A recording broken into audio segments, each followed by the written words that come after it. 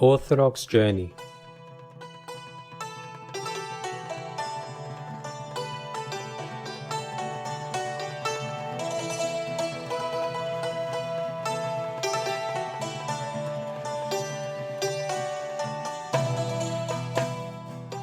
A missionary activity of the Greek Orthodox Christian Society, working under the Greek Orthodox Archdiocese of Australia, presents the Neo-Martyrs, a podcast series exploring the lives, times, and virtues of those saints who witnessed for Christ under Ottoman rule. This is the Neo-Martyrs.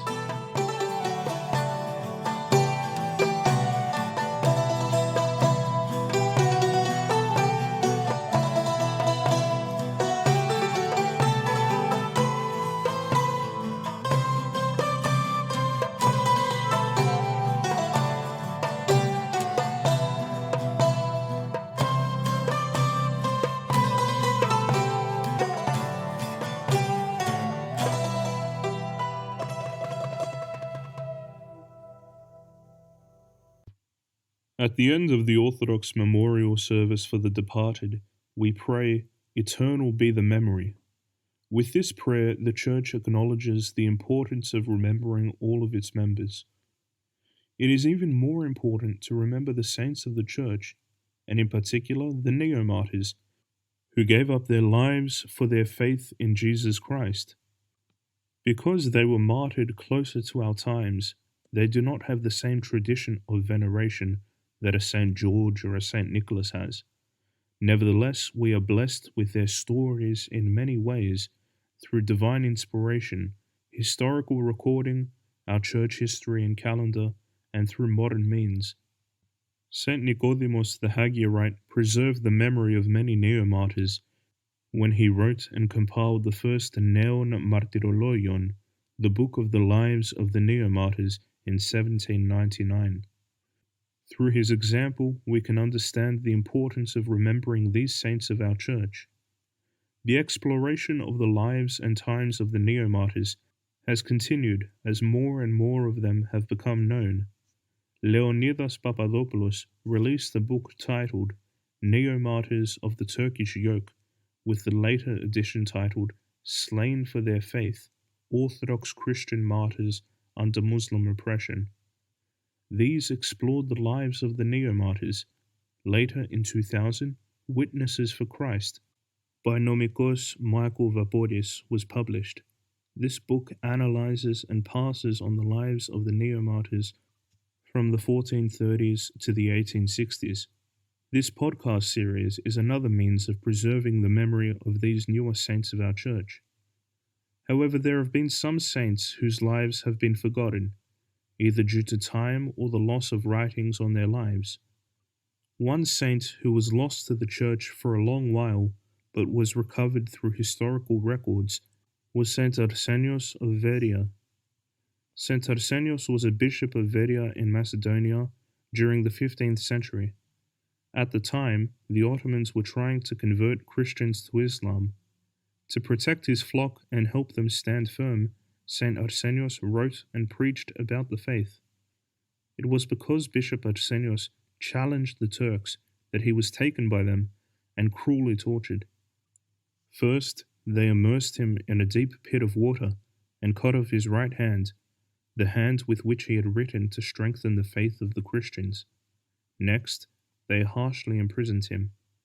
But despite their continued torture of him, St. Arsenios continued to glorify Christ and counseled the Christians to remain firm in their faith. Finally, after experiencing all these tortures, Bishop Arsenios was led barefoot and in only a tunic to his martyrdom. However, Bishop Arsenios chanted praises to God on his way to his execution, to the spot where the altar of a church had once stood. He eagerly bent his head and was beheaded. The Turks threw his body to wild animals, believing it would be devoured, but the animals showed reverence to the body and would not touch it. The clergy of Vedia took his body and buried it in the church of St. Dimitrios. Only a few days after his martyrdom, the soldier responsible for killing him fell in battle. His memory was kept annually in Vedia as their first Neo-Martyr. However, the hardships of the Turkish occupation meant that he was forgotten until the Greek lawyer and historian Yorgos Chionidis found a pamphlet with his divine office at the great Meteuron monastery in Meteora. This discovery led to the establishment of his feast in 1978 by Metropolitan Paul of Vedia and the composition of a new divine office. Now he is celebrated on May the 28th each year. Even though we do not know much about the life of Saint Arsenios, God shows us how sainthood and martyrdom is not just for the select few, but for everyone. We do not need to be well known to become saints. We are all called to be witnesses for Christ. Whether well known or not, poor or rich, young or old. Like Saint Arsenios, we can witness for Christ in our words and our actions, working to confess Christ in our everyday lives, at home, in our studies, at work, amongst our friends. Saint Arsenios' steady fervour and patience for Christ under heavy hardships during the Ottoman occupation teaches us that in everything we must remain faithful to God and look to Him as our hope. The Neo-Martyrs of the Orthodox Church and all its saints in general are not meant to be forgotten. On a Neo-Martyr's death, their body was buried, their story recorded, and their lives not forgotten. They remain so because of the faithful who witnessed their martyrdoms. When Saint Arsenios was martyred, his church remembered him and kept his memory through his divine office, which eventually was the means by which he was rediscovered. Hieromartyr Basil Kalapalikis continued to appear to the faithful at the church where he was martyred until his relics were found. The martyrdom of Saint Cyril from Thessaloniki was only recorded in a manuscript on Mount Athos, and the only record of the martyrdom of the crypto-Christian family of four, Emmanuel, Anazina, George, and Maria, was in the records of the court decisions in Melisoriou in Crete. These saints and their revelation through historical records and appearances to the faithful disprove the myth that the Neo-Martyrs were fictitious and that the Orthodox were free to practice their faith under the Ottoman Empire. The Neo-Martyrs were indisputable, historically placed people who truly existed and were as real as us. They underwent the same struggles, passions, and temptations as us. God has intended that we remember the saints. Even when we forgot some of them, God allows their memory to remain, to be recovered once again. And not only that their memory be reinvigorated, but that it should be spread even further. The memory of Saint Arsenios has been firmly established. With a divine office being composed in his name and his life being recorded online, it will be difficult for us to forget again this blessed Neo-Martyr of Christ, this saint of the Orthodox Church. It is now up to us to learn about his life, to spread it, and to search for the lives of more Neo-Martyrs, so we might commemorate, venerate, and honor their memory. But not every Neo-Martyr's life has been recorded or is even known in the world. Saint Frem of Neomartyrs was a venerable martyr and a miracle-working saint who until 1950 had not been known at all. He lived between 1384 and 1426, before the fall of Constantinople.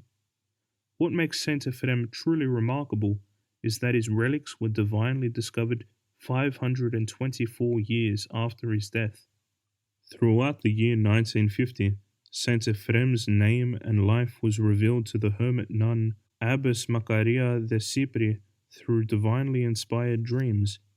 These dreams led her to restore the monastery of the Annunciation in Neomartyrs in Attica, just outside of Athens, which had been destroyed by pirates in the 15th century.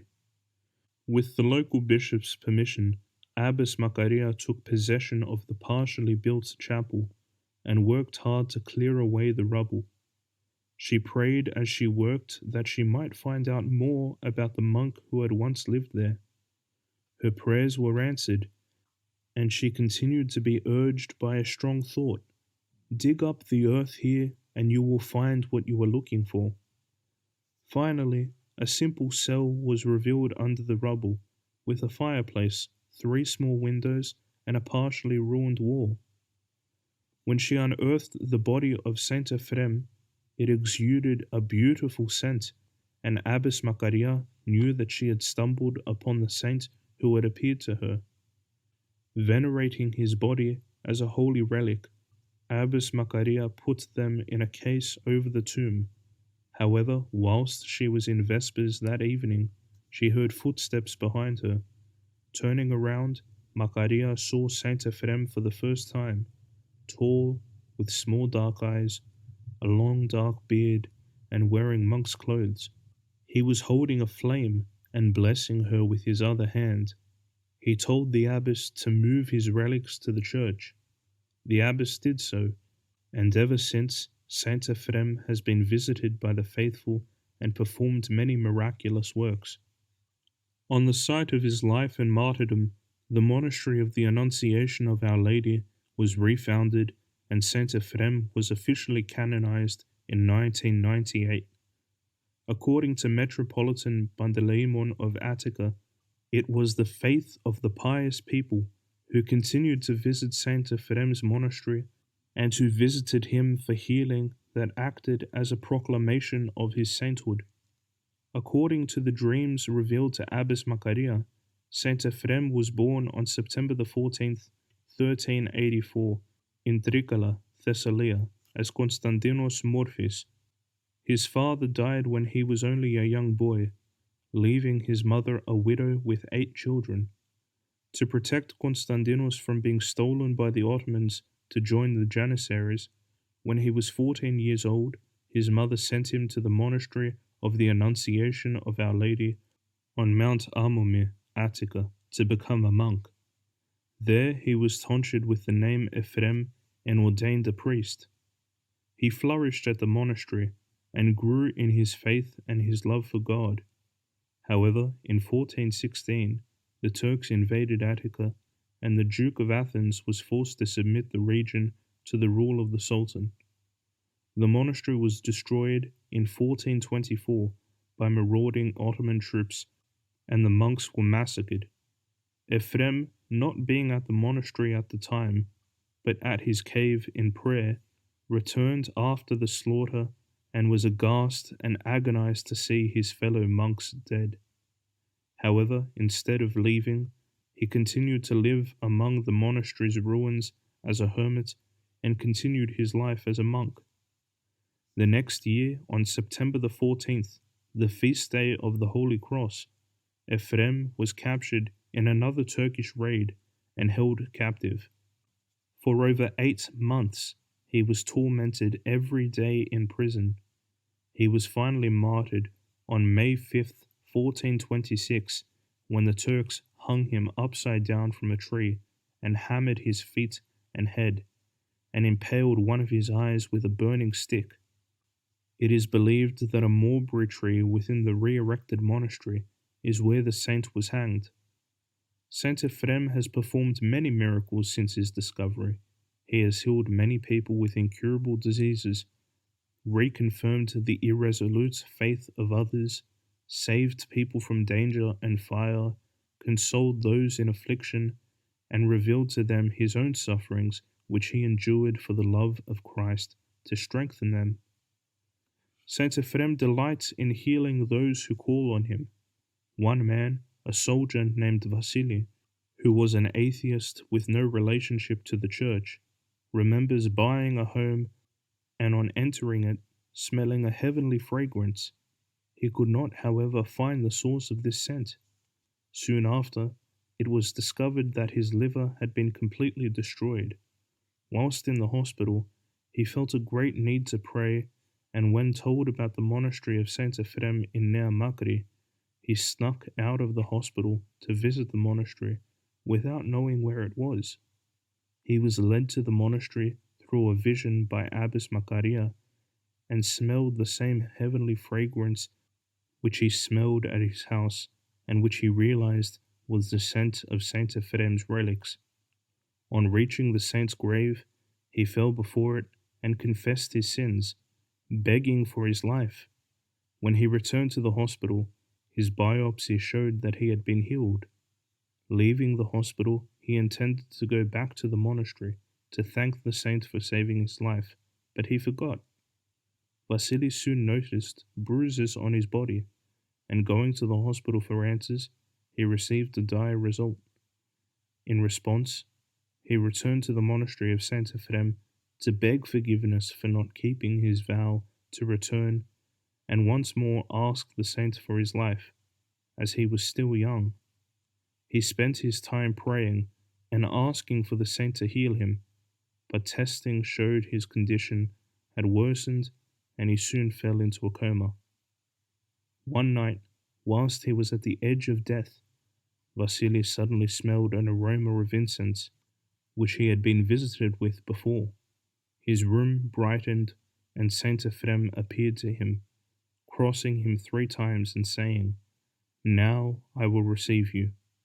The next day, the soldier awoke from his coma, completely healed and shocking his doctors, who also attributed his recovery to Saint Frem. The soldier was later married, and as a tribute to the saint who had healed him, named his eldest son Frem. The discovery of Saint Frem's relics is celebrated on January the 3rd, whilst his martyrdom is remembered on May the 5th. That the discovery of his relics has its own feast day, celebrated by the Orthodox Church, is a testament to the importance of remembering the Neo-Martyrs and all the saints of the Orthodox Church. The saints intercede on our behalf and perform miracles which bring us closer to the faith and invite those who do not know God to the faith. They help us in times of tribulation and heal our spiritual and physical illnesses. We can pray to them today to intercede for the whole world and to help all who are suffering. Saint Frem is not alone in his late revelation. Saints Raphael, Nicholas, and Irene of Mytilene were revealed in similar circumstances. The Neo-Martyrs make themselves known to us through their miracles and signs, which reveal their lives and their glory before God to us. According to the Synaxarion, the Lord seems to desire thus to reveal in a prophetic way that, today as yesterday, he delights in his saints and pours forth his grace through them for the upbuilding of the Church and the consolation of the faithful. Remembering the Neo-Martyrs allows us to remember the path to Christ and proves that anyone can become a saint. Whether their memory is revived within our historical records, like with Saint Arsenios, or whether divine intervention reveals their relics and lives to us, like with Saint Frem, the Neo-Martyrs continue to be revealed. The Orthodox Church is alive and ever-growing, and new saints continue to be added and created. Despite the many paths with which Christ allows his Neo-Martyrs to be revealed and remembered, there are yet many more Neo-Martyrs who have not been discovered or have yet to be discovered. God continues to show us those remarkable souls who have done so much out of love for him. Every year, more Neo-Martyrs are being revealed and recognized. In July of 2021 alone, 52 Neo-Martyrs were recognized as saints by the Holy Synod of the Church of Greece, and it is expected that there will be further Neo-Martyrs added to our commemorations. We humbly entreat that the Neo-Martyrs whose lives we have contemplated throughout the 10 parts of this podcast series intercede for us.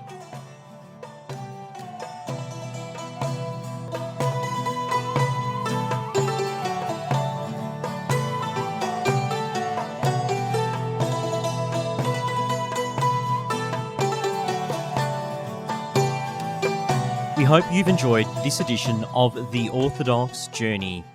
To keep up to date with our podcast, subscribe on Spotify or Apple Podcasts, or head to orthodoxjourney.com, where you can find even more Orthodox articles, talks, sermons, and podcasts.